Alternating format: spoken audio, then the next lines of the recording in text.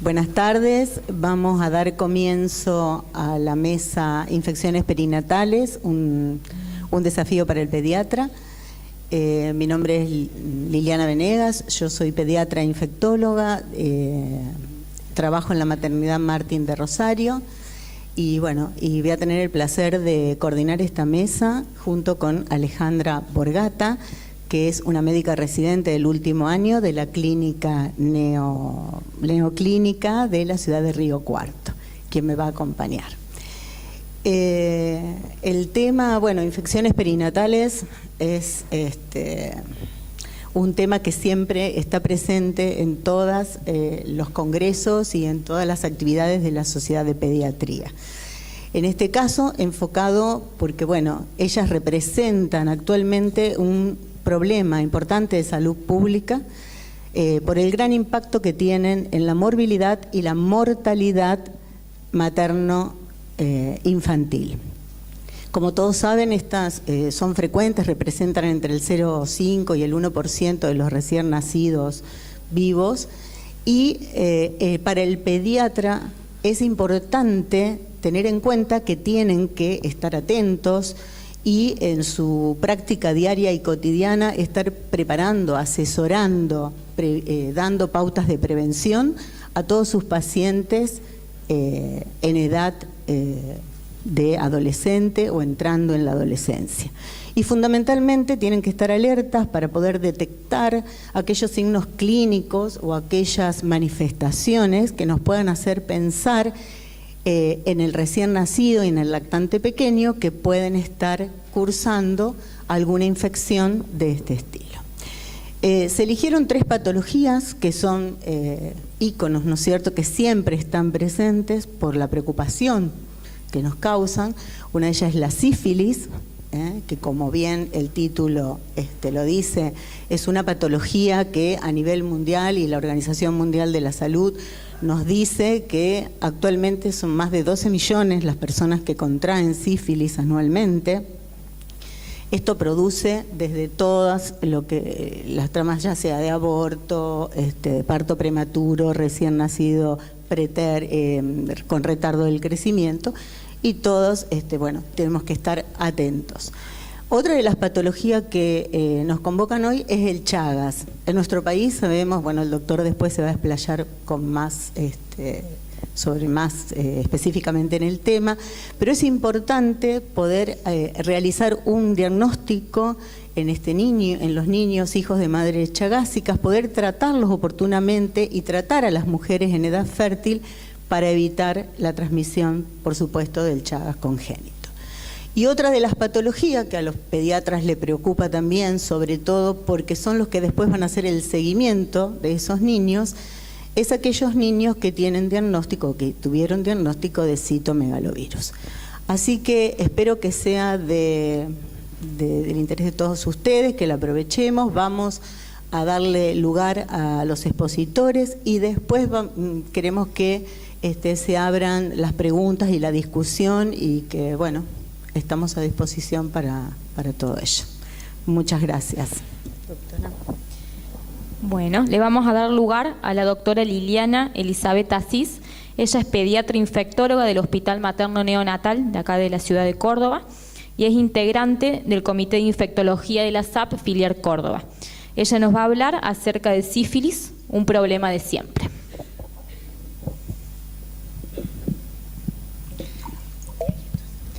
Buenas tardes. Primero que nada, agradecer la invitación del comité, que es el organizador de este evento tan importante, y poder con ustedes intercambiar realmente experiencias. Y cuando uno habla de sífilis, ahí dice un problema de siempre. En una oportunidad que uno hizo alusión que en pleno siglo XXI todavía tengamos sífilis, alguien dijo, ¡ay, qué rimbombante que es esto! Y yo creo que no es tan así. Cuando vemos las cifras, que en realidad es una preocupación mundial. Recién decía Liliana que en el mundo la Organización Mundial de la Salud decía que se producen anualmente 12 millones de casos de sífilis, de los cuales 1.500.000 y 900.000 son mujeres embarazadas, con la consecuente conclusión adversa de su embarazo muchas veces por esta patología. Muestro esto primero porque, si se fijan, es una patología de siempre, es histórica. Ahí hay cuadros en donde se muestra cómo se representaba, porque no había digital en esa época, nosotros ahora tenemos maquinita digital. Antes, cómo podíamos saber todo este problema a través de las pinturas de grandes pintores, que muchos de ellos también sufrieron de sífilis. Y esto muestra no solo la patología como se ve en esta, donde se ve la erupción de un secundarismo luético, sino también las secuelas que quedan en las personas que tienen una sífilis congénita no tratada. En esa época no había con qué, después surgieron los derivados arsenicales, hasta que en el 1944, con el advenimiento de la penicilina, teníamos un antibiótico eficaz. Teníamos y tenemos un antibiótico sumamente eficaz, no ha hecho resistencia, tenemos métodos de diagnóstico históricos también y que son baratos, y sin embargo, ¿qué pasa? ¿Por qué seguimos teniendo sífilis? Quizás sea un problema sistémico también, amén de lo que pueda colaborar la falta de control de las propias pacientes. Si hablamos de lo que ocurre en la Argentina, si bien ha mejorado lo que es la notificación de los controles de embarazo, que en los 2 últimos años siempre las estadísticas vienen con retraso porque hay un gran índice de subnotificación. Sin embargo, miren cómo ha aumentado la notificación de los controles de embarazo, llegando en el 2015 a 360.000 controles de embarazos, y concomitantemente con el control de embarazo también se ve un incremento en sífilis constatada en las mujeres, que pasó desde el 2011, que llegaba a 1, a 1,5 en el 2015. Lo mismo sucede con las pruebas de screening no treponémicas. Pero volvemos a lo que se preconizó como el objetivo del milenio. El objetivo del milenio se planteó ya desde el 2004-2005, en donde se aunó la vigilancia de sífilis junto con el HIV. Y se propuso que en el 2010 se iba a llegar a la eliminación de la sífilis congénita y que las sífilis en las embarazadas fueran menos de 1%. Bueno, todavía no podemos llegar a ese objetivo del milenio. Y con respecto a lo que es la situación por regiones argentinas, bueno, la región centro, el NEA y el NOA, el aumento es mayor que en el resto de las regiones donde se permanece estable, lo mismo con las pruebas treponémicas. No los voy a cansar mucho con números, porque más que números después van a haber hechos reales que creo que impactan más que los números a veces son relativos también, pero de igual forma es bueno tener una noción de lo que sucede. Entre el 2007 y 2015 vemos que la tasa de sífilis congénita en relación a la sífilis materna también va en aumento. Y yo creo que todo el mundo en su lugar de trabajo debe decir, ¿qué está pasando con la sífilis? Aumentó la sífilis. Y sí, aumentó realmente el número de casos, pero también hay un aumento de las notificaciones. Creo que las dos cosas colaboran para que tengamos un índice real de lo que está pasando. Y también acá nos falta, para llegar al objetivo del milenio que ahora se lleva al 2020, lograr que las sífilis congénitas sean menos de 0,5 casos, incluidos los mortinatos por cada 1.000 nacidos vivos. Bueno, y con respecto a lo regional, siguen estando en incremento el centro, el NEA y el NOA. Acá tienen los casos acumulados de el 2014 y 2015 hasta la semana 46 epidemiológica. Como ven, sigue en ascenso, y si uno analiza qué sucede hasta la semana 33 epidemiológica del 2016 y 2017, también vemos que los casos confirmados van en incremento, a expensas también los mayores números de las 3 regiones que habíamos mencionado antes. Bueno, y como dije, los números apabullan, pero más apabulla ver un caso de sífilis congénita. Este es un caso de un recién nacido que nació prematuro, 32 semanas de gestación, el 12 de abril de este año, con un peso de 1,250 kilos, una talla de 33 y un perímetro cefálico de 24,5, con un Apgar 4,7. Cuando uno analiza los antecedentes maternos, es una madre joven, 20 años, primigesta, primípara, y que presentaba oligoamnios. El embarazo, ¿cuántos controles? 2 controles, uno a los 28 y otro a las 30 semanas. Pero qué llamativo también, que en uno de esos controles se le pide serología y la madre tiene en marzo, el 23 de marzo, una BDRL positiva con una treponémica que confirma que era una sífilis. No hubo tratamiento. Entonces nació este chico. Este niño que presenta, aparte de su prematurez, un pénfigo palmoplantar y más extenso, un abdomen bien distendido a expensas de una hepatoesplenomegalia importante, y si bien empezó con dificultad respiratoria primero en halo, después necesitó asistencia respiratoria mecánica.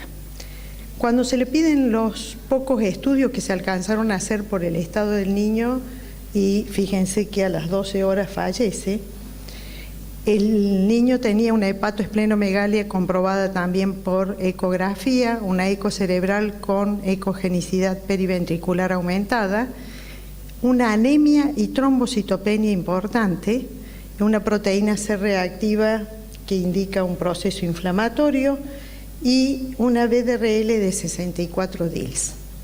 Es para pensarlo, ¿no? Ahí tienen la placa que representa una neumonía alba y las lesiones en las metáfisis de los huesos largos. Este otro caso también es para pensarlo. Este es un chico, un lactante de 2 meses, que va a la consulta para control de niño sano y es derivado por ciertos aspectos que presentaba su examen físico a dermatología. Dermatología lo refiere a infectología. ¿Qué antecedentes tiene este chico? Es un chico nacido a término que tiene un retraso de crecimiento no muy marcado, una madre también joven de 21 años con embarazo controlado con serologías negativas 4 meses antes del parto. Se fue de alta conjunta a las 72 horas de nacido junto con su mamá.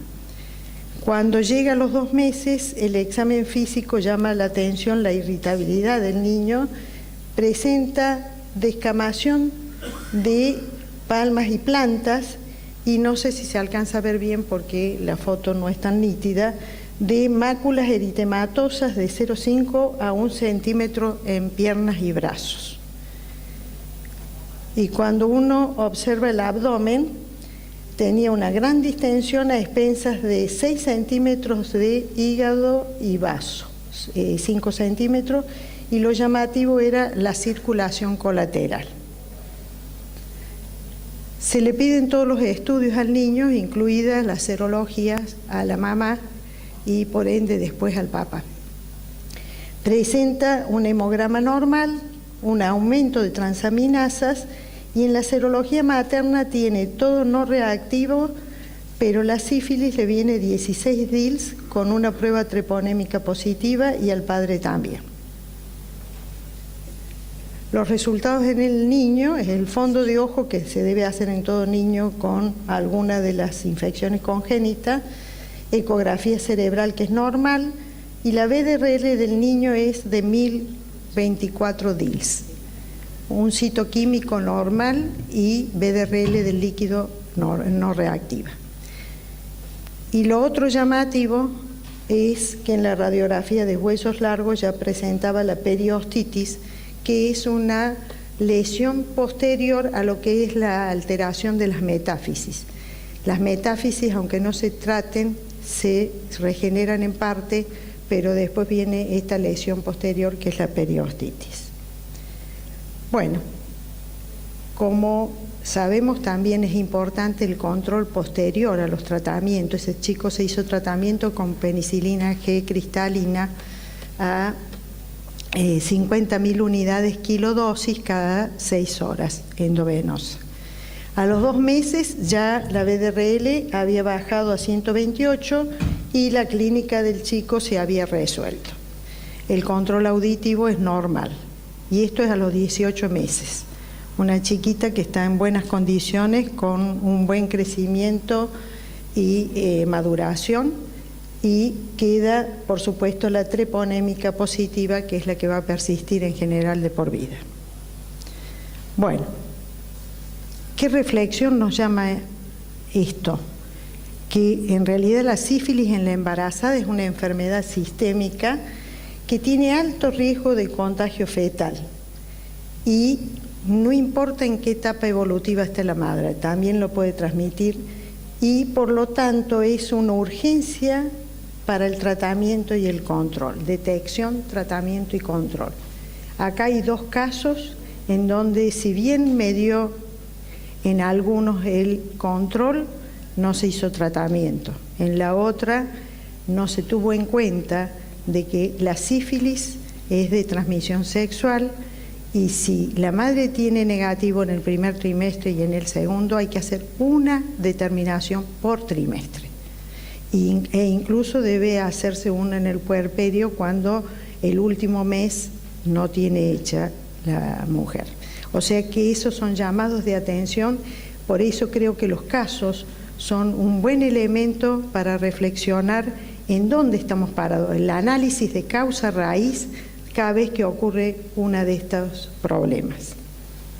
Bueno, el momento de contagio de la sífilis en la embarazada, teniendo en cuenta el tiempo de gestación que está cursando, sabemos que al inicio del embarazo, si se produce antes de las 16 semanas, lo más probable es que va a salir un niño gravemente afectado o hay muerte fetal. Si después de las 16 semanas, el 50%, si la madre está cursando un secundarismo loético, va a tener la infección y otro 50% se puede morir. Y al final del embarazo, ¿qué puede pasar? Que el niño nazca aparentemente sano y puede tener BDRL positiva o negativa, pero estar infectado y manifestarlo en los meses o años después. Aunque a veces nos llevamos sorpresa. Hemos tenido niños de 18 meses que por fortuna la madre fue a tener su segundo hijo en nuestra maternidad y la madre dice, cuando se le hizo el diagnóstico de sífilis, ¿por qué no me controlan el otro hijo que no lo habían controlado nunca? Y evidentemente ese chico tenía una sífilis congénita, tenía un valor de diluciones muy alto y no tenía síntomas. Entonces la reflexión es, ¿cuándo hubieran pedido una BDRL si no tiene síntomas el chico? Pero la sífilis sigue su curso. Y acá está el riesgo fetal representado. Si es en la etapa primaria o secundaria, el 50% van a ser abortos o mortinatos y un 50% va a representar una sífilis congénita. A medida que transcurre la patología materna, si está en una latencia temprana, el 20% puede nacer sano y si está en una latencia tardía, el 70% puede nacer sano. Pero no tenemos modo de saber de cuáles de esos chicos van a tener en el futuro algún problema o no, si no los estudiamos.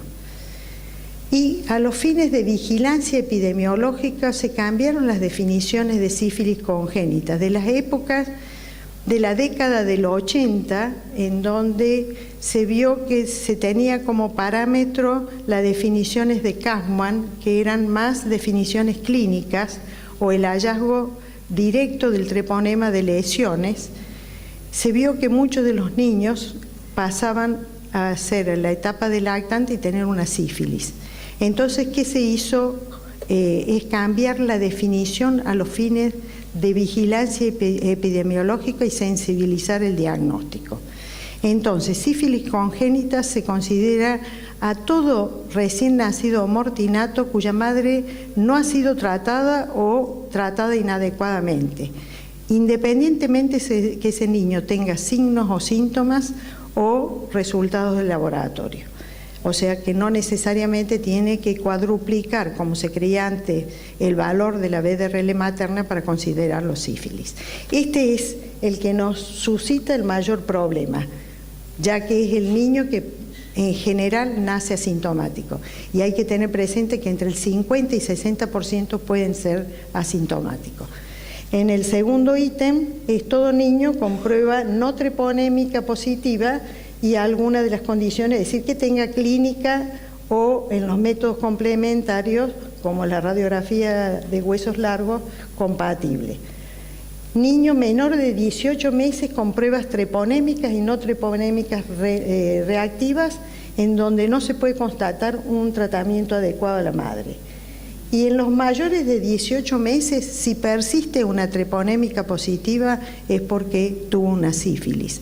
Siempre y cuando, ahora tenemos que tener presentes los abusos sexuales, ¿no? Descartar un abuso sexual. Esas son las recomendaciones nacionales de 2016. Ahora, cuando hablamos de qué es tratamiento adecuado en la madre y cuál es el seguimiento adecuado en la madre. El tratamiento adecuado sigue siendo para la embarazada la penicilina, porque es la única que es efectiva para el tratamiento fetal.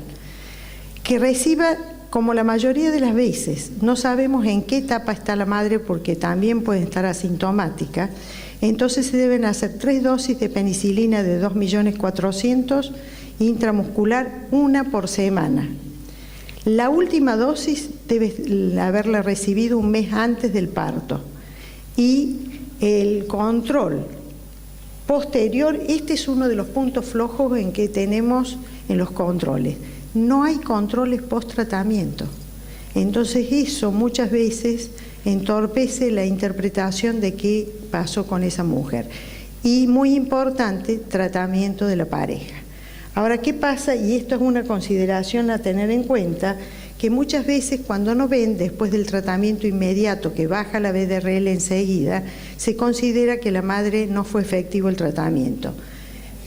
Los 3 primeros meses post tratamiento puede permanecer estable el título. Lo que no tiene que pasar es que suba. Si sube el título, cuadruplica, quiere decir de que se ha reinfectado. Y después de los 3 meses tienen que empezar a descender. Bueno, este es el seguimiento que lo van a ver al algoritmo en las recomendaciones nacionales. Yo voy a hacer 2 o 3 consideraciones al respecto, porque lo tienen después para poder verlo. Cuando uno tiene un hijo de madre BDRL positiva, no solo hay que hacer examen físico, sino también pedir la BDRL en sangre al niño.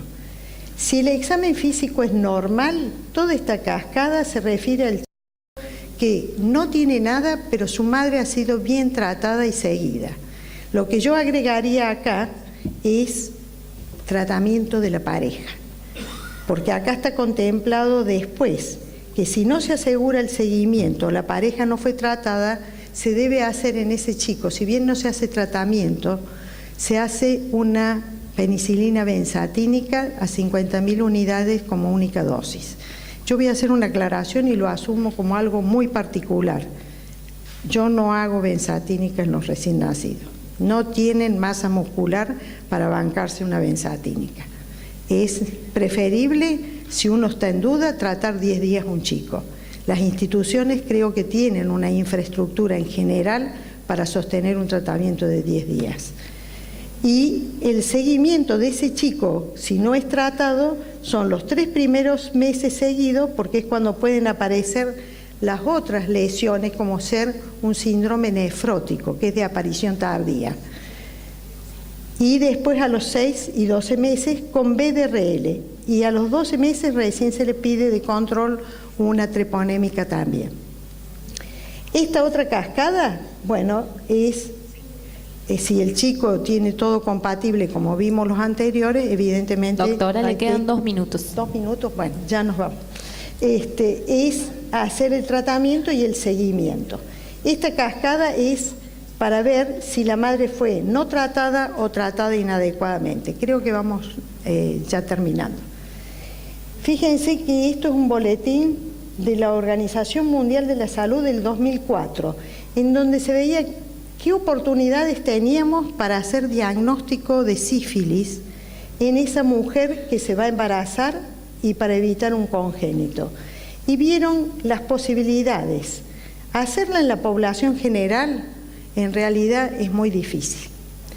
Si bien el riesgo es variable porque ya llegaría una mujer estudiada, sin embargo es muy difícil captar a una población general, sobre todo a los hombres, para que vayan a estudiarse. En el embarazo sería lo ideal haciendo los 3 trimestres del embarazo y no solo a las mujeres sino a sus parejas. Acá el riesgo es elevado porque ya estamos cursando un embarazo y no habría que llegar a este extremo en que si bien es una población cautiva, que sería mucho más fácil hacerlo, sin embargo ya llegamos tarde para prevenir una sífilis congénita. Y esto es a modo de conclusión. Sabemos que es una infección prevenible, entonces, ¿qué objetivo debemos plantearnos para poder evitarla? Por supuesto, captar tempranamente a la mujer, 3 trimestres del embarazo, en el puerperio, y esto es importante, jerarquizar la presencia de la pareja. En este momento nosotros tenemos una sala de situación acá en el Ministerio, conjuntamente con la Secretaría de Promoción y Prevención de la Salud y el Programa Provincial de HIV-Sida, para tratar una de las estrategias, lograr que las mujeres a las 20 semanas lleguen con sus parejas para que se les hagan los estudios de HIV y sífilis en ese momento. Evitar las demoras operativas. Esta es otra de las barreras que tenemos, son innumerables. Muchas veces va la mujer a la consulta y la peloteamos entre que si consigue un turno, no consigue un turno, perdemos oportunidades. Eso es lo que no hay que perder. Y sobre todo en los estudios en laboratorio, cuando no se hacen en el mismo lugar que se atienden. ¿Qué pasa? Se demora en la entrega, llegamos tarde. Entonces, lo ideal es coordinación y comunicación entre el laboratorio. Todos los estudios positivos tienen que ser referidos inmediatamente del laboratorio al médico tratante y de esa forma, si no vino la mujer a la consulta, tratar de pesquisarla. Nosotros en nuestra institución tratamos de hacer un circuito que nos permite recaptar pacientes a veces o captarlas por primera vez haciendo este circuito. Laboratorio, todo lo positivo que tenga lo avisa infectología, trabajamos con servicio social para captar la paciente. Y el seguimiento adecuado de los pacientes tratados es muy importante para saber si fue efectivo o no el tratamiento y no perder oportunidades de hacer acciones preventivas para las ITS. En la época en que apareció el HIV, se pedía consentimiento informado y era todo un problema porque se creía que era solamente una instancia legal. Yo creo que el consentimiento informado tiene otro nivel de importancia, es poder hacer prevención, poder asesorar a la mujer si no se infectó, que él debe tener en cuenta para no infectarse. Y van juntas todas las ITS. Y la última cosa es la vigilancia. Para poder tener una correcta vigilancia y saber dónde estamos parados, porque si no, no sabemos si existe algo, es la notificación. Y la panza, si bien la porta la mujer, en realidad no es de ella sola. El hijo se engendra entre dos. Entonces es importante comprometer la pareja para que se haga todos los estudios y saber por qué es importante que se controle. Y lo último, esto para los que no son de Córdoba, este es de Capilla del Monte, es mi tierra natal, es un pueblo a 100 kilómetros de acá de Córdoba, en donde les muestro lo que es el dique El Cajón, que es un dique que se hizo nuevo en la zona que todos deben haber sabido o conocido, lo que es el Zapato. Está hecho en ese lugar. Muchas gracias.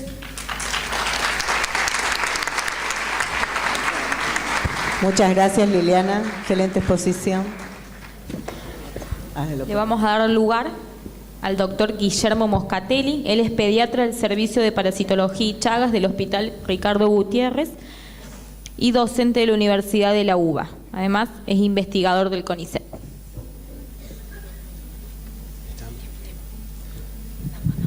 Bueno, muchas gracias. Siempre agradezco la charla y que inviten a hablar de estas patologías, porque las patologías estas que cada vez deberíamos hablar menos, cada vez estamos hablando más. Y yo creo que además de ver caer más enfermos, lo que está enfermo es la salud pública, porque si la salud pública funcionara, no hablaríamos de la cantidad de sífilis que hablamos y no hablaríamos de la cantidad de chagas que hablamos. Lo que es el estado de situación, yo voy a hablar en realidad del impacto del tratamiento de la mujer en edad fértil, pero vamos a hacer una introducción de la enfermedad. Sigue siendo la endemia más importante parasitaria en Argentina. Todavía escuchamos a cualquier vecino preguntar que existe el Chagas, y la verdad que es increíble que exista, digo, es increíble responder que sí. Sigue habiendo dificultades para el control vectorial. El sistema de salud pública en general no tiene gran interés por preocuparse. Es un tema ambiental, ¿sí? Y sigue habiendo discriminación por esto, pese a que en el 2007 hay una ley que evita que en el prelaboral se haga serología para Chagas. Bueno, no está legislada y se sigue haciendo en muchos lugares, con lo cual eso también discrimina bastante. Lo de los costos es más que evidente. Siempre la idea es explicarla como una enfermedad pediátrica. Cuando nosotros damos las charlas en algún congreso donde son todos médicos de adultos, se enojan. Pero bueno, acá son todos pediatras, así que no se va a enojar nadie. Es una enfermedad pediátrica. ¿Por qué? Pero porque hoy la vía de transmisión más frecuente es la transmisión transplacentaria, con lo cual no es ni la vinchuca. Cuando muchas veces uno ve que hablan de Chagas, ponen en la primera filmina la vinchuca gigante. El concepto ese ya no debería ser así, porque hoy la enfermedad está urbanizada y la causa más frecuente nuestra es la transplacentaria. Entonces, los pacientes que nosotros vemos, la gran mayoría adultos con enfermedad de Chagas, son pacientes que fueron pediátricos y nadie los diagnosticó y obviamente nadie los trató.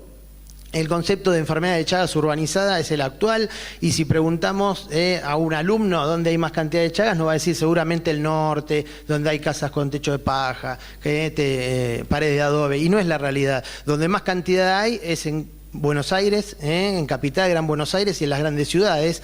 Pero pienso por qué se da. Bueno, eso se da por una simple razón, que la gente que tiene pocos recursos, cuando se escapa de un lugar con pocos recursos, trata de ir a un lugar con mayores recursos. Entonces se asienta en grandes ciudades. Y como hoy la madre es un nuevo vector, genera un nuevo caso y eso es lo que genera la urbanización de la enfermedad. Acá está Carlos Chagas con la primera paciente, el UNEI, ¿sí?, que diagnosticó enfermedad de Chagas. E insistimos con que cuando vemos una persona adulta, lo más probable es que haya sido un chico no diagnosticado. El vector este lo conocen todos, voy a tratar de apurarme para que no me para dejarle a Gabriela por el espacio, pero tenemos un nuevo vector, y este es un nuevo vector. ¿Por qué es un nuevo vector? Porque genera un caso nuevo. A donde viaje, si tiene un hijo con enfermedad de Chagas, se lo considera un nuevo vector. No hay que atacar a este vector, a este vector hay que cuidarlo, pero no hay que atacar, pero ese es uno de los grandes puntos a donde tenemos que prestar atención. Porque si yo me preocupo por la vinchuca y no me estoy preocupando hoy por el vector que más casos de Chagas está dando en Argentina, ese es el error de la visión de la enfermedad de Chagas. Una madre en edad fértil puede transmitir a todos sus hijos. Nosotros hemos tenido madres que tuvieron 5 chicos, los 5 con Chagas, madres con 5 chicos y los 5 ninguno tuvo Chagas, y hemos tenido gemelos que uno tuvo y uno no. Con lo cual, evidentemente hay factores placentarios que faltan estudiar, pero esto lo vemos, y lo que hay que entender que una madre, por más que la transmisión sea baja, en promedio más o menos de un 4 o un 8%, pero existe y hoy es la vía más frecuente. Lo que vemos todos los días nosotros es esto en el consultorio. ¿Por qué? Porque la mamá viene y nos dice, bueno, me dio positivo para Chagas, o en un control de un nene más grande, uno revisa los perinatales de la mamá y surge el dato de enfermedad que le dio serología positiva, y bueno, uno le pregunta a la mamá, ¿vos de dónde sos? No, yo soy de acá, vamos a hacer Córdoba acá, así no digo acá, que para mí acá es mi casa, pero acá en Ciudad de Córdoba. ¿Y dónde naciste? Acá, viví acá y siempre estuve acá. Bueno, entonces empezamos a preguntar de dónde pudo haber sido y le pregunto a mi mamá y la respuesta es siempre la misma. Ah, no sé, vivía en Cochabamba, en Bolivia. Bueno, ¿y la mamá de tu mamá? No sé, murió de algo del corazón. Y así vamos preguntando, y la realidad es que nos vamos encontrando con Chagas de segunda, tercera y cuarta generación. Y eso es lo que hoy, 2017, no se puede permitir, porque suena muy loco, de la misma manera de lo que hablaron recién de sífilis, que me parece que hasta más loco que la enfermedad de Chagas. El estudio del embarazo lo conocen todos, con lo cual lo pasamos rápido, pero ¿cuál es el problema? El problema es que no se cumple.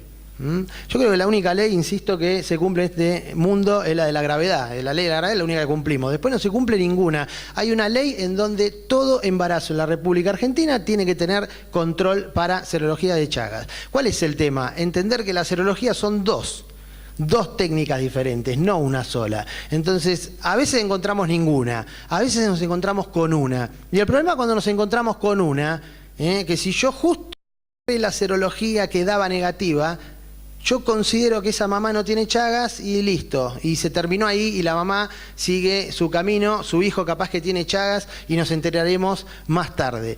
El concepto es doble técnica serológica, con lo cual cuando nos da las dos positivas el diagnóstico, las dos negativas descarta, pero cuando da una positiva y da una negativa hay que hacer una tercera diferente para definir. Entonces uno de los errores más grandes que vemos es esto de tener una serología, con lo cual en Argentina, que es zona endémica toda la Argentina, cualquier embarazo que estuvo supuestamente controlado pero tiene una sola serología, así haya sido negativa, es lo mismo que no habérselo controlado.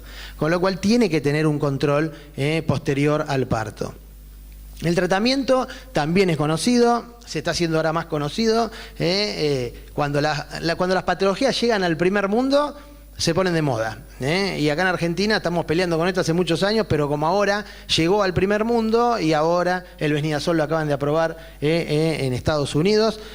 Uno de los trabajos por los cuales se aprobó fue un trabajo que hicimos en nuestro servicio, y el Nifurtimox, que está en vías de aprobación por la FDA, es un trabajo multicéntrico que se está haciendo en este país junto con otros países, Gabriela también participa, para que la FDA lo apruebe, con lo cual en breve, si sale todo bien, la FDA también va a aprobar el Nifurtimox. Entonces en Estados Unidos van a estar aprobadas las dos drogas. Yo puse entre signo de interrogación el tiempo, porque si bien el tiempo es 60 días, uno se pregunta por qué. Bueno, no es el punto de la charla, con lo cual tampoco me quiero extender mucho en esto. Pero sí les quería comentar que este estudio, el cual estamos haciendo para la eficacia de Nifurtimox, para que se apruebe por FDA en Estados Unidos, también estamos haciendo en este mismo estudio el estudio de Nifurtimox de 60 días versus 30. Con lo cual una rama está recibiendo, obviamente doble ciego, aleatorizado como corresponde, es un ensayo clínico controlado, una rama recibe 60 días de Nifurtimox y otra rama va a recibir 30 días y 30 de placebo. Y el tercer punto importante de este estudio que estamos terminando es que se está probando por primera vez una formulación pediátrica de Nifurtimox de 30 miligramos. Así que bueno, si todo anda bien, en 1 o 2 años saldrán los resultados que van a ser muy interesantes. Bueno, el punto de la charla en realidad mío era y era explicar por qué es tan importante tratar, porque que hay que tratar a un chiquito, a un paciente pediátrico, no hay discusión. No hay discusión porque cuando surge en el año 2000 las normas de Chagas que dicen que hay que tratar hasta los 14 años. En el año 2012 se modifican, estuvimos presentes en esa modificación y se logra colocar que todo menor de 19 años con enfermedad de Chagas reciba el tratamiento. Así que en pediatría no hay absolutamente nada que discutir para hacerle tratamiento a un paciente con Chagas. Pero bueno, nosotros siempre vamos un poquito más allá y tratamos también de evaluar qué pasa con el adulto, que es muy controvertido. Y bueno, nuestras pacientes que fueron pediátricas crecen. Entonces a medida que iban creciendo, las nenas se hacían mujeres y tenían hijos. Entonces lo que hicimos fue ese seguimiento. Nosotros tenemos pacientes seguidos de más de 27 años en el servicio, ¿sí? Yo no estoy hace 27 años en servicio, yo soy joven, pero, pero bueno, hace 15 estoy. Entonces tenemos mucho seguimiento de los pacientes y lo que hicimos fue todas las chicas que tratamos que fueron madres, estudiar, o sea, todas las que fueron tratadas antes de quedar embarazadas. Estudiamos a todos sus hijos y lo que vimos es lo siguiente. Bueno, esto lo publicamos nosotros hace 2 años, pero les doy los números actualizados, porque cuando lo publicamos teníamos la mitad, ahora tenemos el doble. Fueron 23 mujeres tratadas con una edad promedio de 23 años. El tiempo promedio entre que se la trató y que tuvieron su primer hijo fue de 5 años. La que más cerquita estuvo del parto fue de 1 año, con lo cual no es que hubo una paciente que la tratamos y rápidamente, porque no se puede tratar en el embarazo, con lo cual mínimo íbamos a tener ese año de distancia. Bueno, esto es una cuestión demográfica, lo que vemos nosotros es nuestra población. La mayoría, si bien son argentinos, tenemos un número muy importante de Bolivia. Bueno, todas residían en Buenos Aires, por ser nosotros un hospital de Buenos Aires, y ninguna posterior al tratamiento estuvo en zona endémica. Sí, algunas habían estado en zona endémica, pero lo importante para nosotros asegurarnos que esas mamás no se pudieran haber reinfectado, ninguna recibió transfusión, ninguna visitó zona endémica, con lo cual eran madres que se trataron y no tenían riesgo de reinfección. La mayoría fueron con Besnidazol, 20 madres fueron con Besnidazol y 3 fueron con Nifurtimox en los tiempos adecuados y con dosis adecuadas. Y 2 solas reportaron eventos adversos, de los cuales tampoco tengo tiempo de hablar, con lo cual no es el fin de la charla. Bueno, esos son los resultados de las 23 pacientes, no se vuelvan locos mirando los números, simplemente en resumen, lo importante es que si yo veo acá, esta la da el tratamiento de las pacientes. Acá tenemos el ELISA al diagnóstico, la hemaglutinación indirecta al diagnóstico y la PCR en real time al diagnóstico. Y lo que podemos ver en lo que es la serología, que si empezamos a comparar la mayoría, no es 100%, porque depende de la edad a la cual la tratamos, la mayoría tuvo serorreducción y hubo 2 casos que negativizaron incluso en el tiempo, con lo cual eso ya muestra que los pacientes, por más que yo los trate a una edad más avanzada, se curan a lo que hoy tenemos como criterio de curación, que son 2 serologías negativas. Pero lo más importante es lo de la PCR. Si bien la PCR no está validada todavía, está en vías de, la realidad es que la PCR hoy nos da un parámetro muy importante de respuesta terapéutica. La serología tarda mucho tiempo en negativizar. La PCR lo que nos muestra a nosotros, no solo en esta serie, sino en todas las cortes que tenemos 881 pacientes actualmente tratados con Chagas, y todos los que tienen PCR post-tratamiento negativizan en el post-tratamiento inmediato, no tienen que esperar 1 o 2 años en negativizar, y seguidos en el tiempo, todos permanecen negativos.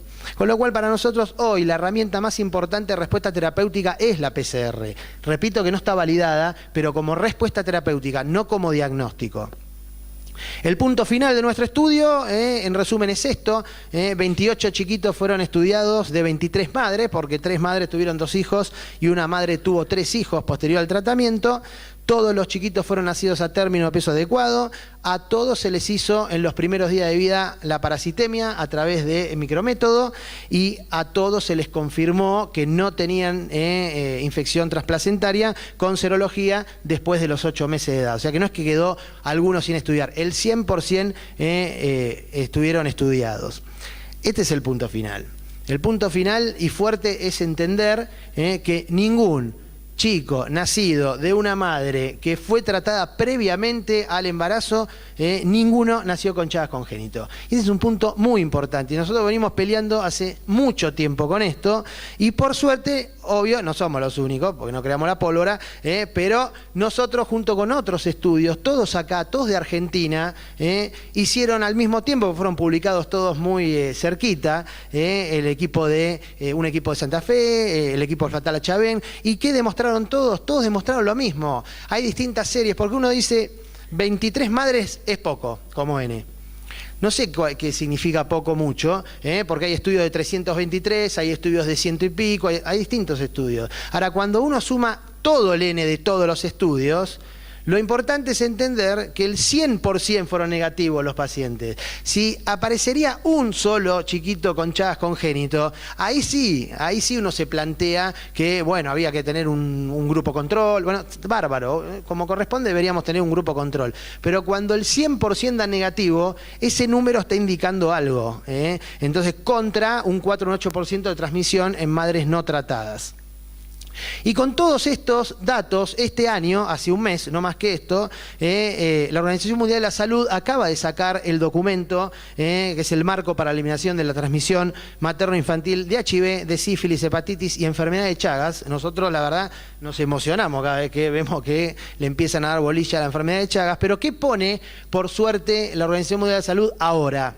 Porque a nosotros no nos da bola a nadie, pero cuando lo dice la OMS es otra cosa. Entonces ahora, ¿qué dice la OMS? Bueno, la OMS incorpora este documento que hay que hacer el diagnóstico y tratamiento a todas las niñas y mujeres en edad fértil. Eso lo estábamos haciendo supuestamente porque nuestra ley lo dice. El tamizaje de HIV, sífilis y Chagas y hepatitis B a toda la embarazada. Eso también estaba por ley y se venía supuestamente haciendo. Pero, ¿qué es lo más importante? No lo podemos creer, nosotros estamos emocionados, ¿sí? Después de tanto trabajo, que la OMS lo que agrega, que no está ni siquiera en la norma, obviamente porque es 2012, se logró colocar en el documento que también hay que tratar a la mujer en edad fértil. Con lo cual es un paso muy importante, porque ahora no solo tratamos a todos los chicos, sino que también hay que tratar a la mujer adulta en edad fértil. Y no es que hay que tratarla para curar a la mujer en edad fértil, que yo sin duda creo que se cura. Sin duda creo que se cura, porque tenemos los datos nosotros también de muchas cortes de madres tratadas. Pero lo más importante es la fuerza de estos trabajos que demuestran que no hay transmisión congénita. Con lo cual calculo que a partir de ahora se le va a dar mucha más importancia porque lo escribe ni más ni menos que la OMS y la OPS. Esta es una paciente que publicamos hace unos años, digo, para resumir, y ya estoy terminando, para resumir el tema de la importancia de tratar a un paciente pediátrico, porque esta mamá era una mamá de 33 años, ¿sí? Nacido en Buenos Aires, HIV positiva, no había viajado a zona endémica, no había recibido transfusiones nunca, e ingresa al hospital Fernández con convulsión, coma, y cuando le hacen la tomografía se encuentran con ese chagoma interesante. Nos los consultan en ese momento, nosotros le llevamos la medicación que era el Benidazol, se lo pasaron por sonda, y después de un mes la madre nos viene a visitar y a saludar con esa tomografía. ¿Sí? Con lo cual la medicación es súper efectiva. La madre obviamente que no falleció, la madre tuvo su hijo sano, sin Chagas y sin HIV. Uno dirá, pero no se puede tratar en el embarazo. Bueno, en este caso sí, pues es un caso excepcional, que corre riesgo la vida de la madre. Pero yo siempre con este artículo... la pregunta es, ¿qué me está mostrando esto? Y la realidad que lo que me está mostrando esto, que todo el tiempo seguimos en lo mismo, que esta mujer no debería haber tenido este chagoma, porque esta mujer es un congénito. Porque si esta mujer nació en Buenos Aires, vivió siempre en Buenos Aires, nunca recibió transfusiones, no viajó a zona endémica, esta mujer fue un Chagas congénito. Yo no puedo a un chiquito de 5 años a futuro saber si se va a contagiar o no HIV. No puedo, porque yo no puedo saber y manejar las conductas de ese paciente. Pero yo sí puedo evitar que se muera de un chagoma. Porque si yo lo trato en la edad pediátrica se cura, con lo cual por lo menos disminuyo una causa de mortalidad. Entonces, no se enojen lo que hacen HIV, infecto, esto es una comparación, al contrario. Siempre hago esta comparación para terminar. En Argentina hay alrededor de 700.000 partos por año en sistema público, ¿sí? Público-privado, los dos. Si tomamos lo que dice la guía del Ministerio de Salud de HIV, una prevalencia de 0,32, 0,34, yo lo que quiero es que analicemos el número nada más. 2.300 partos de mujeres hay por año en nuestro país. De los cuales, si tomamos una transmisión del 3 al 6, que es lo que dice la norma, quizás alguna actualización no la desconozco, 70 a 120 nacidos por HIV por año hay en Argentina. Ese es el número actual que hay en Argentina. Ahora, la pregunta que yo me hago es, ¿cuántos de estos chicos son tratados? Yo les pregunto, ¿cuántos creen que fueron tratados en porcentaje? Todos, ¿no? Y la respuesta es todos, ¿no? Y seguro, y está perfecto, obviamente, ¿no? Entonces está todo. Bueno, vamos a hacer el mismo jueguito con Chagas.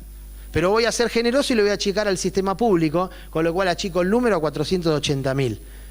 Y siendo generoso con la prevalencia de 4.6, en Argentina por año tenemos 22.000 embarazadas con Chagas, que si tomo una transmisión del 5%, es lo que está notificado, hay 1.100 nacidos con Chagas por año en nuestro país.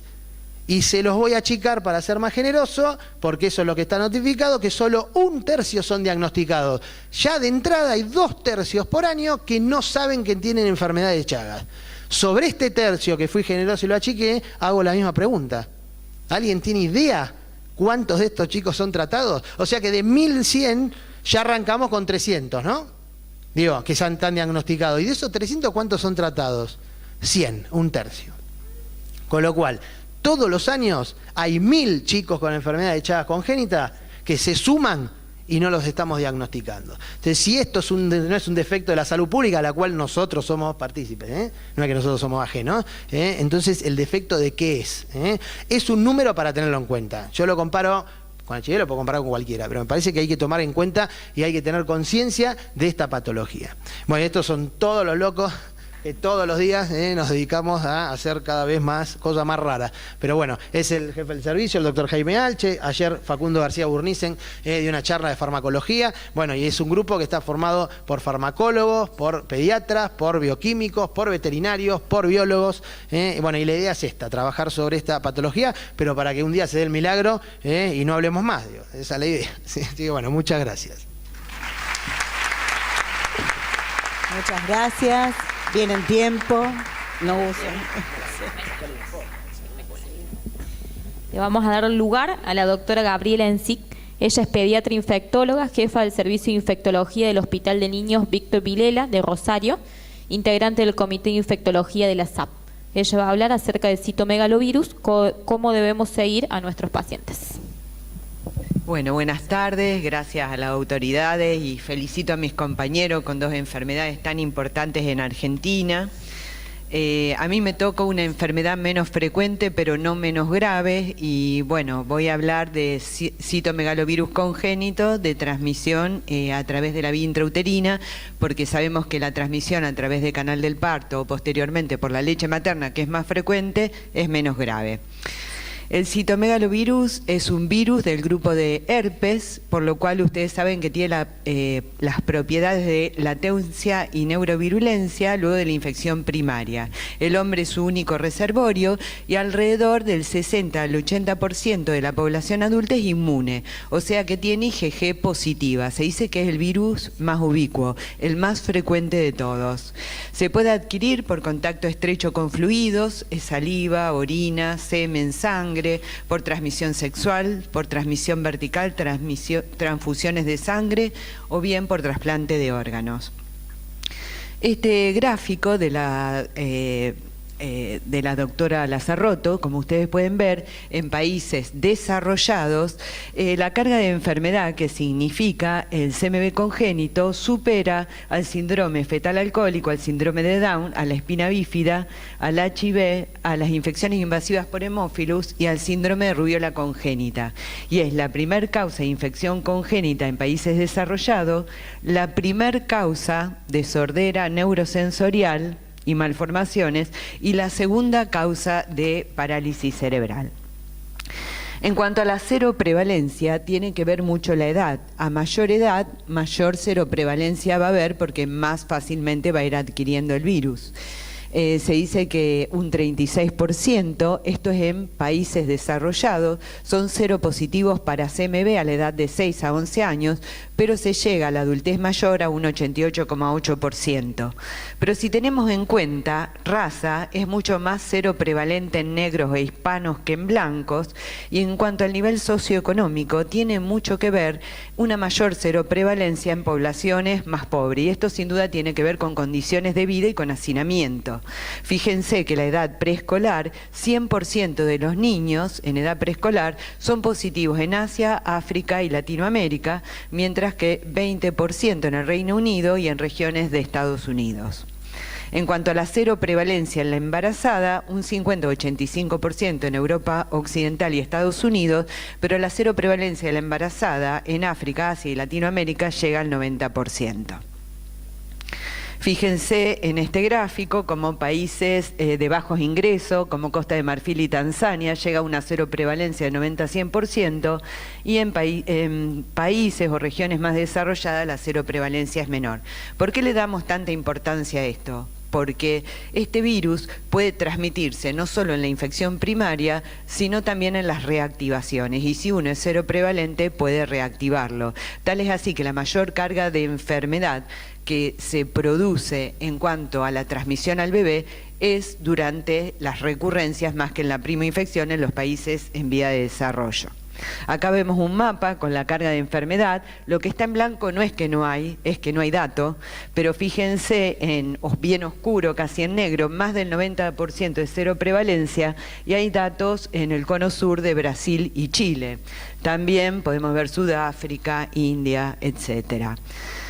La prevalencia en el recién nacido oscila entre 0,2 al 2,5, pero también en los países desarrollados una transmisión menor, de 0,5 a 0,7, en los países más pobres del 1 al 2%, y da una carga de recién nacidos infectados en Estados Unidos de 20.000 a 30.000, en Brasil de 35.000 y en India de 245.000 niños infectados por CMV por año.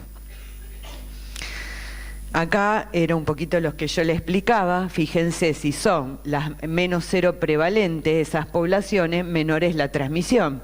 Pero Santiago de Chile, Costa de Marfil, tienen una transmisión mayor de la madre al niño. Este cuadro es conocido por todos. Ustedes saben que si alguien es negativo para CMV es susceptible, tiene riesgo de infectarse. Y en un 1 a 4% va a ser la infección primaria, que tiene un gran porcentaje de transmisión al recién nacido, un 40%. Sintomático es muy poco, como en todas las infecciones perinatales, lo que decía Guillermo. Un 20% puede ser sintomático, pero la mayoría son asintomáticos, un 85, un 90%. Sin embargo, las secuelas en el asintomático no son poca cosa. Y en cuanto a una madre que tiene una infección pasada, o sea, que tiene una IgG positiva para CMV, lo transmite porque hace una reactivación de la enfermedad que padece o una reinfección. Las infecciones por virus herpes no siempre dan inmunidad completa. Ustedes saben que herpes simple tipo 1, 2 es recurrente a nivel de labios, a nivel genital, y bueno, este virus también da una inmunidad parcial, entonces se reactiva, puede transmitirlo en la reactivación al recién nacido. Sintomáticos son muy pocos, pero también hay secuelas en este grupo de pacientes. Entonces, algunos puntos a tener en cuenta. La infección congénita por CMV puede ser infección materna primaria o recurrente. Las infecciones durante la infección primaria son más frecuentes y graves en el feto. Las recurrencias son menos frecuentes y más leves. Sin embargo, el 75% de las infecciones del CMV se producen durante las recurrencias. La edad gestacional no parece influir tanto, si bien algunas publicaciones refieren al tercer trimestre como más fácil de transmitir. La eliminación del virus, sabemos que en un recién nacido con un CMV congénito puede eliminar el virus hasta cerca de 2 años. ¿Qué problema tenemos en la embarazada? El cuadro clínico de la embarazada es inespecífico, no tiene ningún síntoma en particular. La mayor parte de las veces nadie le pide IgG a la mujer embarazada, o sea que no sabemos si va a seropositivizar o no. La IgM tiene más de un 50% de falsos positivos y aumenta también en las reactivaciones. El estudio IgG pareada no siempre es útil y los estudios con mejor predicción clínica son costosos y de uso limitado, como puede ser un IgG por test de avidez o una PCR en orina, saliva o suero. Fíjense el cuadro clínico de la embarazada, un síndrome pseudogripal o un cuadro mononucleosiforme, pero más frecuente en la infección primaria, en la recurrente en un muy bajo porcentaje. Puede haber linfocitosis, puede haber aumento de las transaminasas, pero con este cuadro tan inespecífico de un cuadro gripal o mononucleosiforme, solo lo presentan la mitad de las mujeres embarazadas. En cuanto al gol estándar sería la seroconversión, o sea, una mamá que es negativa y se convierte en una IgG positiva, pero como dijimos, casi nadie tiene una IgG previa. ¿Y qué pasa con las IgMs? Se encuentran en las infecciones primarias y en la recurrencia. Persisten entre 6 a 9 meses, o sea que a lo mejor tenemos una IgM, pero es previa a ese embarazo.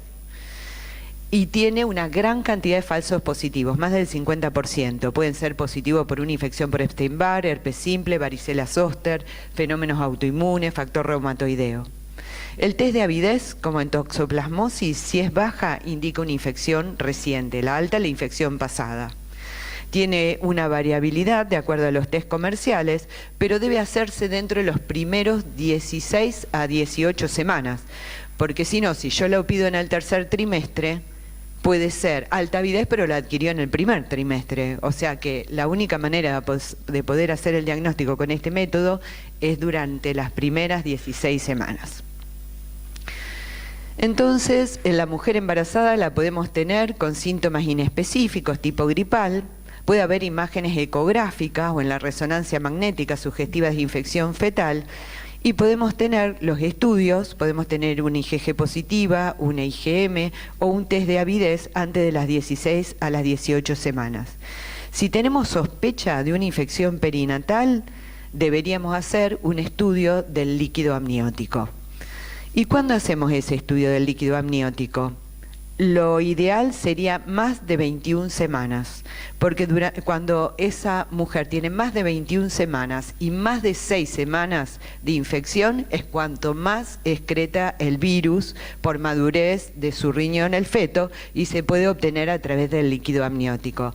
Antes no se sugiere por riesgo del bebé y porque fíjense que menos de 21 semanas llega a un 30% de positividad, más de 21 semanas un 100%. Es la congénita viral más frecuente, puede afectar al feto directamente el virus o por afección de la placenta. Solo un 10% va a ser sintomático y puede desencadenar secuelas neurológicas graves como ceguera, sordera, trastornos motores y cognitivos. ¿Qué manifestaciones vamos a tener en el recién nacido? Prematuridad, retardo del crecimiento y esa triada que siempre pensamos o piensan los neonatólogos cuando hay petequias, ictericia y hepatoesplenomegalia. También manifestaciones neurológicas como microcefalia, letargia, hipotonía, pobre succión o convulsiones. A nivel del laboratorio, trombocitopenia, tenemos una plaquetopenia. Podemos tener hiperbilirubinemia conjugada, hemólisis y aumento de las proteínas del líquido cefalorraquídeo. Pero recordemos que los pacientes asintomáticos que no tienen ninguna manifestación al nacer, un 10 a un 15% pueden tener secuela. Lo más importante, la sordera. También pueden tener microcefalia en la evolución de ese niño, trastornos motores, retardo mental, déficit dentarios, corioretinitis. El diagnóstico temprano de esos pacientes permite el tratamiento, disminuir la probabilidad de la sordera y poder lograr una mayor estimulación. Acá vemos en este cuadro, en el grupo de sintomáticos y asintomáticos, la sordera llega a un 58%, pero en los asintomáticos un 7%. Fíjense, bilateral, trastornos del habla, corioretinitis, microcefalia, pero en el grupo de los asintomáticos también hay un porcentaje bajo, pero lo está. Si vemos la carga de enfermedad en este gráfico comparando con Argentina, recién nacidos con CMV congénito podría haber alrededor de 7.000, en recién nacidos vivos en una cantidad de 700.000 en un 1%, y alrededor de secuela en 910. Entonces, una de las preguntas es si deberíamos hacer screening. Y hay dos corrientes. Una, hacer estudios de CMV a un paciente en que se detecta un déficit auditivo, o bien un screening a todos los recién nacidos. Se considera que ambos screening resultan costo efectivos. El que solo estudiaría el de alteraciones auditivos se perdería ese 10% que puede aparecer tardíamente y no al nacimiento. ¿Cuál es lo mejor para el estudio del CMV congénito? ¿La PCR en saliva o en orina? Por la gran cantidad de virus que uno encuentra. Pero fíjense, dentro de las 2 o 3 semanas de vida. Después de ese periodo ya no sabemos si es adquirida o es congénita. Y la que estamos hablando, que es bien grave, es la adquirida in útero. Entonces, esto es lo más difícil. No sé si a mis compañeros les pasa lo mismo, pero en general la sospecha de CMV congénito llega a la consulta mucho más tardíamente. Y es muy difícil saber si eso es congénito o adquirido, y más si está sintomático. El cultivo, el gel vial, el cultivo rápido, no llega a tener la sensibilidad que tiene la PCR. O sea que acá la PCR es como que supera el gol estándar del cultivo. Bueno, esto es para definición, se denomina moderada severa para ver a quiénes vamos a tratar cuando hay múltiples manifestaciones atribuibles a la infección por CMV, como trombocitopenia, petequia, hepatoesplenomegalia, aumento de las transaminasas o compromiso del sistema nervioso, microcefalia, anormalidades imagenológicas. Leve enfermedad sería 1 o 2 manifestaciones aisladas, leves o transitorias. Otra categoría es asintomática, pero con déficit auditivo, y otra es asintomática sin déficit auditivo. Antes, ¿a quién tratábamos? Este autor, Kimberlin, estudió mucho el tratamiento y él consideraba que se trataban las formas sépticas de presentación, o sea, indistinguibles de formas sépticas bacterianas o aquellas que tenían compromiso del sistema nervioso central y corioretinitis. ¿Cómo los tratábamos? Con ganciclovir, 6 semanas endovenoso, con una droga que producía supresión de la médula ósea, y yo recuerdo un paciente fallecido por una sobreinfección por Pseudomonas aeruginosa. Realmente un problema, 6 semanas una vía endovenosa, ¿no? Actualmente, ¿cuáles son las recomendaciones? En donde está también el autor. Neonatos con infección por CMV moderada o severa, lo que vimos recién. ¿Cuándo tratar? Lo ideal es el primer mes de vida. Valga ganciclovir oral, o sea, si podemos no utilizar la vía endovenosa, si ese paciente hemodinámicamente lo permite, en dosis de 16 miligramos kilodosis 2 veces por día, durante 6 meses. Se debe hacer un monitoreo de los neutrófilos semanalmente por 6 semanas y luego mensualmente, y también mensualmente el nivel de transaminasas. Seguimiento oftalmológico al inicio del tratamiento y de acuerdo a la sugerencia del oftalmólogo. Test audiológicos cada 6 meses los primeros 3 años. Como dijimos, puede no estar al nacimiento, aparecer y progresar. Y luego anualmente hasta la adolescencia. Control neurológico durante el primer año en niños con enfermedad sintomática y luego de acuerdo a cada caso en particular. Esto nada más para mostrarle que fue superador 6 meses versus 6 semanas con una P significativa, o sea, tratamiento de 6 meses. O sea, lo que se veía es que no había recaídas. ¿Qué falta por resolver? No hay suficiente evidencia, o sea, tenemos bien en claro que el sintomático se trata, ¿sí? El moderado a severo. Pero no hay suficiente evidencia para tratar los levemente sintomáticos o asintomáticos con pérdida auditiva. Y acá hay estudios y protocolos que están en marcha y que a lo mejor en unos años nos lo van a contestar. La evaluación de casos levemente sintomáticos o asintomáticos con pérdida auditiva se evaluará en cada caso, y lo ideal sería aportar estos tratamientos que se hacen en forma aislada a protocolos que junten esta cantidad de pacientes para que nos den mayor información. Prevención con gamma globulina hiperinmune en embarazadas con infección primaria. Miren, son todos los trabajos. Vamos a leer el resumen. ¿Reportan algún beneficio de la eficacia de la gamma globulina? Los resultados de los estudios son inconsistentes y no definitorios, pudiendo estar relacionados con que algunos usaron dosis subóptimas o diferentes intervalos de aplicación. No se observan efectos serios adversos en los 3 estudios.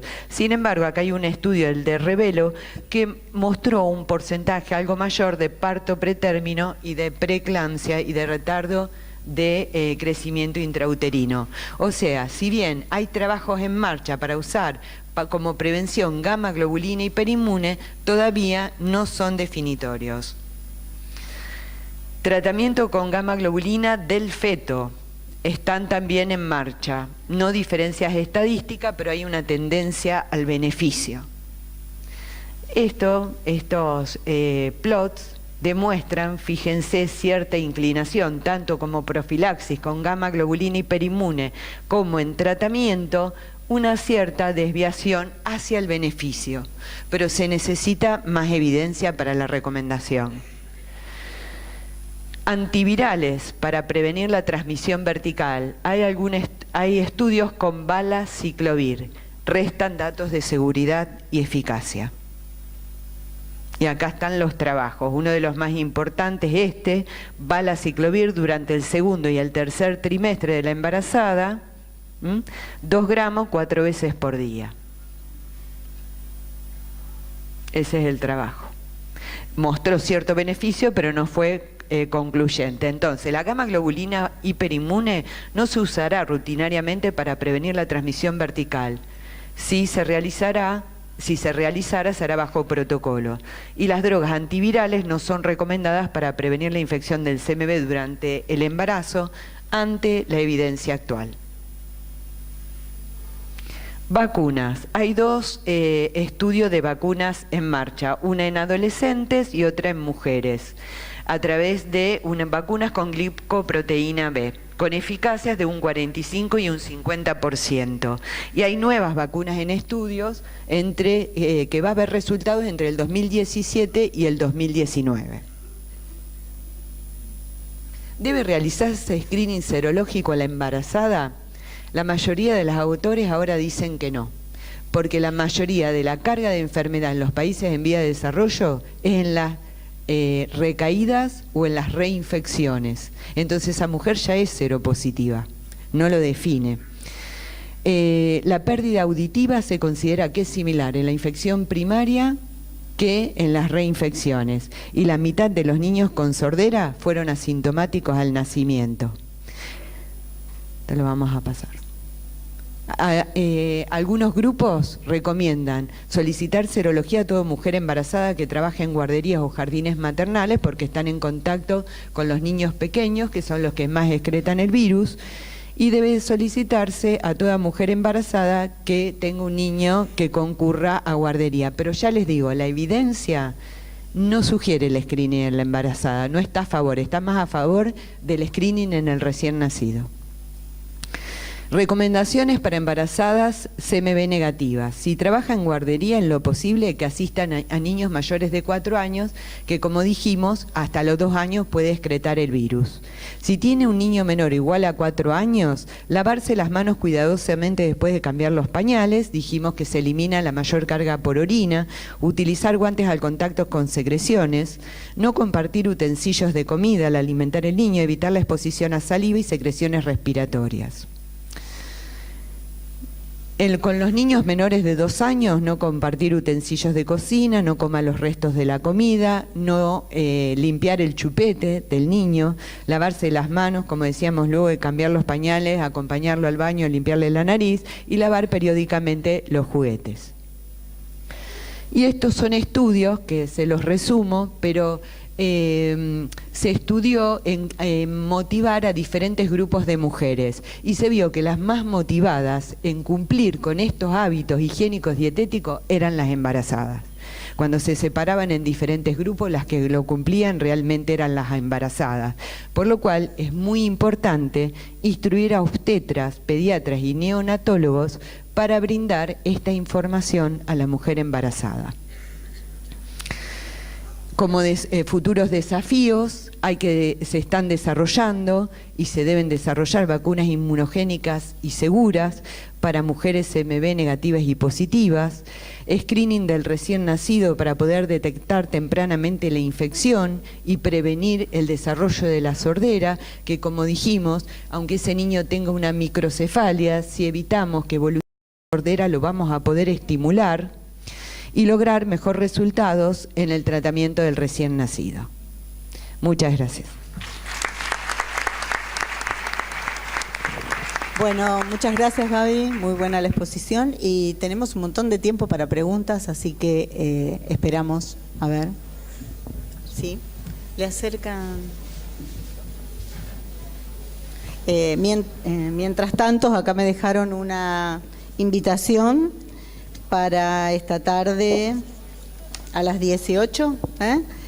Va a haber en el espacio cultural, actuará un grupo de tango electrónico. Así que están invitados. A ver, el doctor allá, que quiere una pregunta.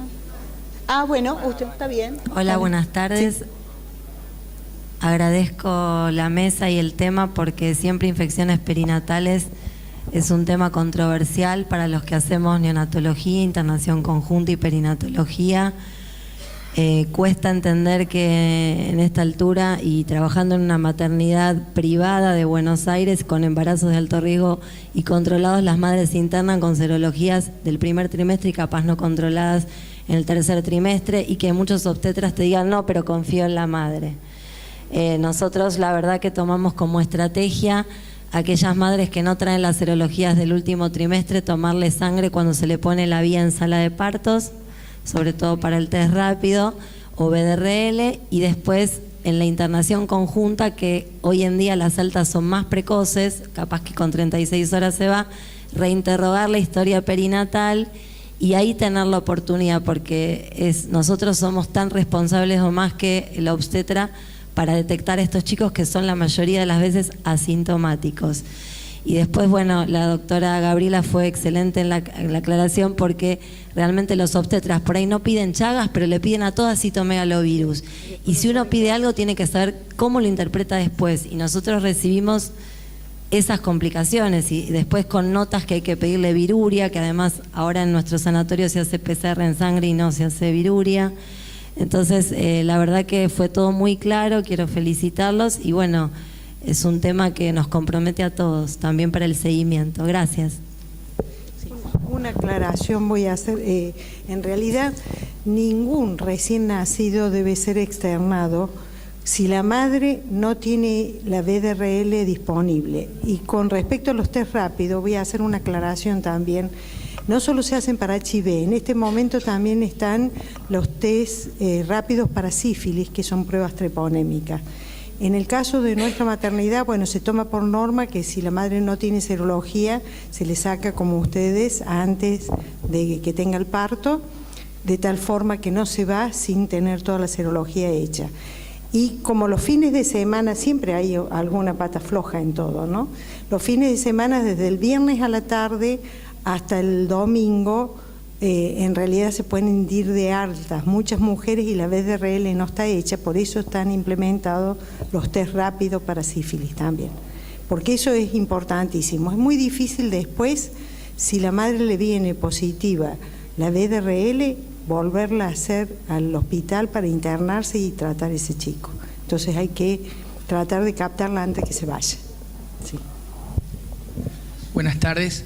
Yo soy de Formosa, me recibí en la UNE en Corrientes y quería simplemente agregarle una cosita, que ya cuando habíamos hecho mis primeros trabajos de Chagas que había hecho en el hospital de tercer nivel Cabral de Corrientes, en adultos, en un hospital de derivación, ya el par serológico era pregunta de múltiple choice ya en el 2004, de cómo se hacía el diagnóstico con Chagas, serología, y del 96 empieza a publicar el Centro de Enfermedades Tropicales de Brasil y explicabas que un solo estudio serológico tenía entre un 30 y un 40% de sensibilidad o especificidad, y en los dos pares tenía un 97-98%. Esa era una de las justificaciones por qué se hace el par hace mucho, al menos en los hospitales del Nordeste, o en el Vidal, o el Cabral, o el Ferrando, el Llano, donde yo hacía mis pasantías.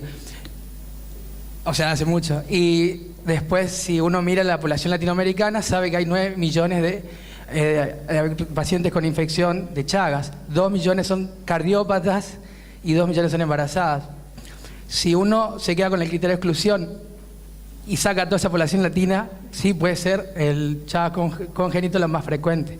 Pero si los estudios, el criterio de exclusión, que son casa de barro, hacinamiento, que es más de 3, y todas las complicaciones que tienen las familias de Latinoamérica, por lejos la transmisión vectorial es todavía la más frecuente en Latinoamérica. Y, por ejemplo, en las últimas 5 publicaciones ya nos cuentan cómo el Chaga congénito se urbanizó. Hay solamente 2 países de Europa que no tienen Chagas, de su población latina que va a trabajar, que no son de bajos recursos. Como eso le agregaría que, por lo que me habían enseñado ya mis profesores de Infecta allá hace mucho. Sí, la transmisión en Argentina es transplacentaria la más frecuente, por eso aclaré en Argentina, ¿sí? Está controlado el vector en casi todo el país, con lo cual acá no es el vector lo más importante. Lo que hay que entender del vector es mantener las medidas para el control, que es distinto, pero sin duda la transplacentaria es la más frecuente en este país, no global en el mundo, ¿sí? Si uno tiene casas precarias, pero si controlamos el vector, bueno, va a haber que mejorar las condiciones, obviamente, por una cuestión social, ¿sí? Pero no vas a tener Chagas vectorial. Entonces, por eso la importancia de seguir manteniendo las medidas de control, mejorarlas, ¿sí? Porque si uno se las deja de hacer, vuelve la vinchuca. Bueno, se puede erradicar la vinchuca. Tiene un ciclo selvático y en mamífero, con lo cual es imposible erradicarla, ¿sí? Esa es la importancia del control. Yo quería hacer una aclaración más por lo que dijo Ceci recién, el tema de cuando se trabaja en neo o nosotros en pediatría, cuando un embarazo no es controlado, acostumbrémonos a entender que el embarazo no fue controlado, no el chiquito que se internó no fue controlado. Entonces, cuando saquen sangre, no le saquen al chico porque el embarazo no fue controlado. Se le saca a la madre para controlar a la mamá, porque por una cuestión básica no existe ninguna infección perinatal cuya madre no la tenga. Entonces, a la hora de enviar muestras, no envíen muestras porque ya que estamos, ya que le saqué, ya que nada, guárdenla si quieren, pero no la envíen porque no es correcto eso. Lo correcto es estudiar a la mamá. Entonces, todo embarazo no controlado, controlamos a la mamá. Y lo último, y nos sacó más tiempo, digo, porque cuando hablaron de la PCR, lo que nosotros hacemos cuando vienen después de las 3 semanas, porque funciona muy bien allá, por lo menos, en Buenos Aires funciona muy bien, la mandamos a la mamá con una nota y van a buscar el cartón de la pesquisa, ¿sí? Neonatal. Y de ahí hacemos la PCR. Digo, y eso funciona. Para los lugares donde ven que funciona eso, me parece que es muy importante tener en cuenta. Sí, esa aclaración está buena también para CMV. Algunos aconsejan a veces, no siempre, pero bueno, a ver si lo querés aclarar. Que hay digamos, las series más nuevas que hablan del cartón, el screening prenatal para CMV, tiene una sensibilidad de un 50% más o menos, porque los trabajos anteriores se hacían sobre los positivos, entonces daba una sensibilidad mucho más alta. Pero bueno, si da positivo, ayuda en saber que es congénito, y si da negativo no lo descarta. ¿Alguna otra pregunta? Hola. Sí. Mi nombre es Víctor Peve. Digamos, previamente a hacer la residencia de pediatría y de infectología en el Hospital de Niños Ricardo Gutiérrez, fui médico rural durante 2 años y medio, casi 3. Cuando llegué, en el año 84, había un 100% de viviendas infestadas con triatoma.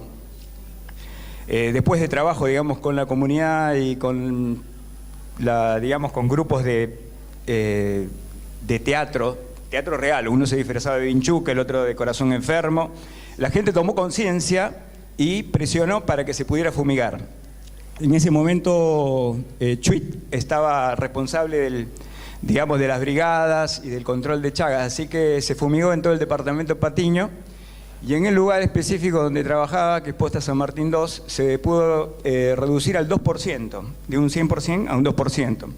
También tuvimos chicos menores de 8 años en los cuales se realizó serología y control electrocardiográfico, y obviamente ya en el 84 sabíamos que era potencialmente curable la enfermedad de Chagas. Posteriormente, cuando hago la residencia de pediatría, vuelvo de nuevo al interior, de vuelta estaba en un 86% de infestación. No sé cómo estaremos ahora, pero bueno, eso, la verdad que los datos en este momento no lo sé. Con citomegalovirus, ahora estoy dedicando en esta última etapa, digamos, de como médico infectólogo, a la parte de perinatales en el Hospital Gandulfo de Loma de Zamora. Estoy tratando, digamos, con el grupo de trabajar en forma integrada, que nos cuesta bastante. Siempre los pediatras somos pediatras, los traumatólogos son traumatólogos, los cirujanos son cirujanos, y bueno. De manera de hacer todo esto como un proceso, digamos, desde la nominalización de la embarazada, es decir, que una vez que la embarazada ingresa al sistema de salud en una unidad sanitaria, se carga su historia clínica, tiene su serología. Después, el obstetra que está de guardia en el hospital y que la va a recibir y que no sabe nada del control, puede ingresar con el número de DNI y ver si realmente tuvo su BDRL en el último trimestre, como el caso que comentaba la doctora, y no pasar por esto. Y después todo procesarlo, cada protocolo, digamos, el de Chagas, el de CMV, el de LUES, CMV no, porque no la seguimos. Son solamente 4 casos que tengo tratados con Valganciclovir, que es el gran adelanto, digamos, de prevenir la muerte del CMV, que justamente es por las infecciones asociadas a catéter. La primera causa de muerte en esos 42 días que tiene que estar internado por el ganciclovir. También lo pasamos a vía oral cuando vemos que la carga viral por PCR bajó. Con el tema, digamos, de hacer la gestión por procesos, digamos, de esta paciente embarazada, es justamente que la obstetra, trabajar conectado con la obstétrica, que tenga todos los datos de la madre, es decir, los controles, y si la pareja se controló o no se controló. La segunda etapa la tiene la gente de maternidad, los médicos que trabajan en maternidad, en el cual reciben a los pacientes, saben con qué se trató. Me parece bueno lo que dijo de lo de la penicilina benzatínica. Nosotros la hacemos con el riesgo de una nueva conducta que no sabemos qué puede pasar a después. Lo estamos haciendo desde 2015. Eso es algo para rever.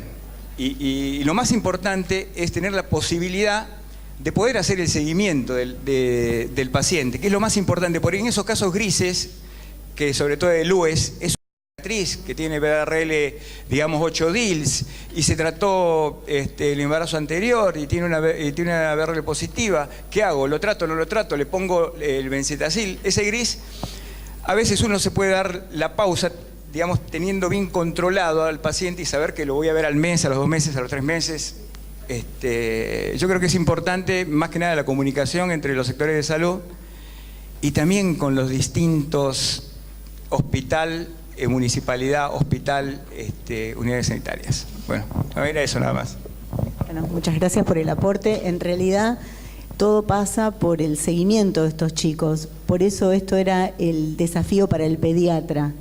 Porque una vez que sale de la maternidad o que sale de la neo, uno lo deriva a su lugar de origen, a su centro de salud, a su médico de cabecera.